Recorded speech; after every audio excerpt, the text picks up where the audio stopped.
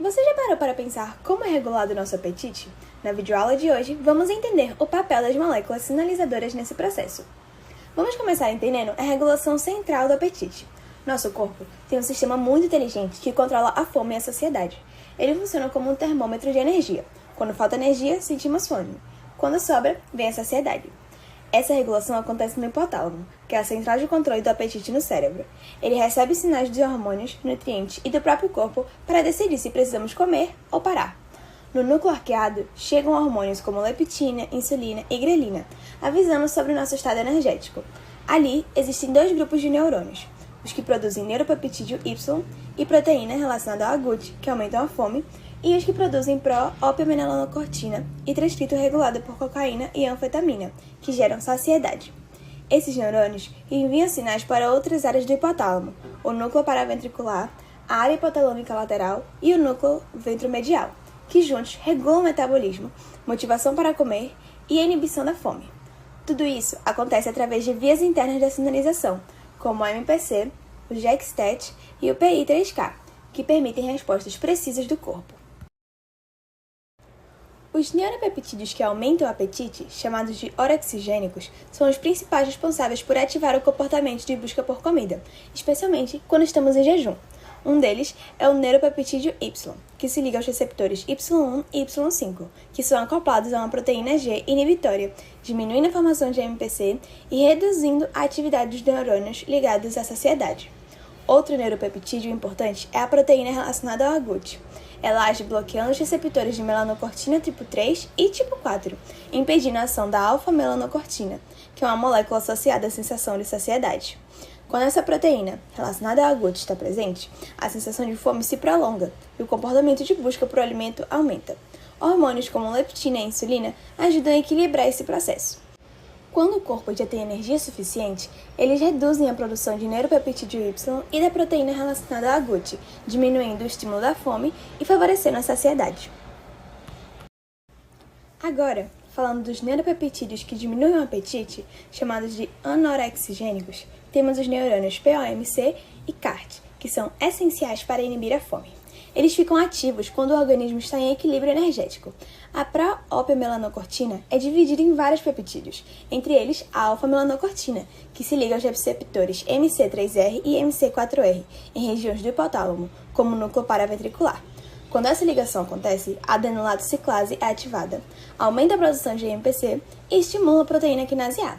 Isso modifica a atividade de canais iônicos e a expressão de genes que reduzem a vontade de comer e aumentam o gasto de energia. Do ponto de vista fisiológico, a alfa-melanocortina é o principal sinal de saciedade no sistema nervoso central. Quando o receptor MC4R é ativado, a ingestão de alimentos diminui, o tônus simpático aumenta e a termogênese é estimulada, favorecendo um balanço energético negativo. A leptina e a insulina reforçam essa resposta. O transcrito regulado por cocaína e anfetamina funciona como um reforço do freio da fome. Ele aumenta a liberação de dopamina e serotonina, que são como os mensageiros do bem-estar, e isso deixa o cérebro mais inclinado à saciedade. A serotonina, quando ativa os receptores 5-HT2C, liga ao modo saciedade. Ela estimula os neurônios POMC e silencia os neurônios que aumentam o apetite. E, em situações de estresse, entra em cena o hormônio liberador da corticotropina, produzido no núcleo paraventricular. Ele ativa o eixo hipotálamo-hipófise adrenal, como se o corpo redirecionasse a energia para lidar com o estresse. Além do que acontece no cérebro, o controle do apetite também mexe com o nosso metabolismo. Um exemplo é a proteína desaclopadora 1, presente no tecido adiposo marrom, que funciona como uma fornalha biológica. Quando os receptores MC4R são ativados, eles aumentam a produção dessa proteína nas mitocôndrias. Isso faz a célula liberar energia em forma de calor, a qual é chamada de termogênese adaptativa, como se o corpo acendesse um modo para queimar essa energia. Assim, a ação da alfa-melanocortina e da leptina no cérebro se relaciona diretamente com o metabolismo periférico. As moléculas periféricas que aumentam o apetite funcionam como mensageiras, que avisam ao cérebro quando o corpo precisa de mais energia. Elas ligam o modo fome. A grelina, a orexina, os endocannabinoides, a galina e a motilina são alguns desses sinais. Todas elas conversam diretamente com os centros do hipotálamo, ajustando o comportamento alimentar. A grelina é conhecida como hormônio da fome. Ela é produzida no estômago e aumenta quando estamos em jejum, diminuindo depois que comemos, principalmente quando ingerimos carboidratos e proteínas. Ela nasce como uma pré-progrelina e se transforma em grelina ativa quando a enzima GOAT adiciona o grupo octanail à molécula.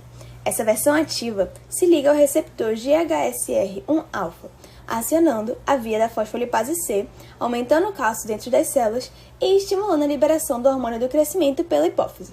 No cérebro, ela desperta os neurônios que aumentam o apetite e influencia processos metabólicos, como o armazenamento de gordura, ação da insulina, motilidade gastrointestinal e secreção ácida.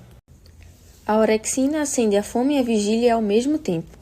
Sua produção aumenta quando estamos em jejum ou com pouca energia disponível. Existem dois tipos, a orexina A e B, que vêm da pré-proorexina.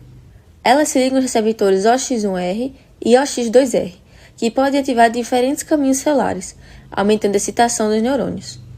A orexina funciona como um integrador. A grelina e a hipoglicemia estimulam sua ação, enquanto a leptina e a glicose diminuem. Os endocannabinoides são mensagens produzidas a partir dos lipídios da membrana.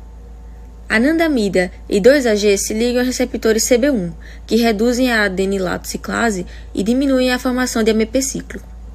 Depois de agirem, são degradados pelas enzimas FAH e MAGL. Essa modulação ativa vias que aumentam o apetite, estimula a liberação de grelina, neuropeptídeo Y e beta-endorfina, reduz a sensibilidade à leptina e favorece a ingestão alimentar. A galanina funciona como um empurrãozinho químico para comer, principalmente alimentos ricos em gordura. Ela se liga aos receptores de GALR1, GALR2 e GALR3, ajustando a excitabilidade dos neurônios e estimulando o apetite, o armazenamento de energia e reduzindo o gasto energético. A motilina é como um sinal verde do intestino durante o jejum. Ela aumenta a contração do músculo liso e dispara o complexo motor migratório, responsável por limpar o estômago. O resultado é simples: mais movimento intestinal, mais esvaziamento gástrico e motilidade acelerada. Quando o corpo entra em déficit energético, a glicose, a insulina e a leptina caem, e o estômago libera a grelina, ativando os neurônios que estimulam o apetite. Ao mesmo tempo, caem hormônios da saciedade, como PYY e GLP-1. Moléculas anorexigênicas, saciedade e integração metabólica. O tecido adiposo age como órgão endócrino, liberando adipocinas que influenciam metabolismo, obesidade e resistência à insulina. Entre elas, a leptina é uma das mais importantes.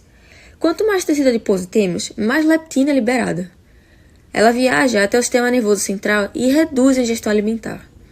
Além de controlar o apetite, aumenta a queima de ácidos graxos, reduz a produção de gordura e evita que ela se acumule no fígado e nos músculos.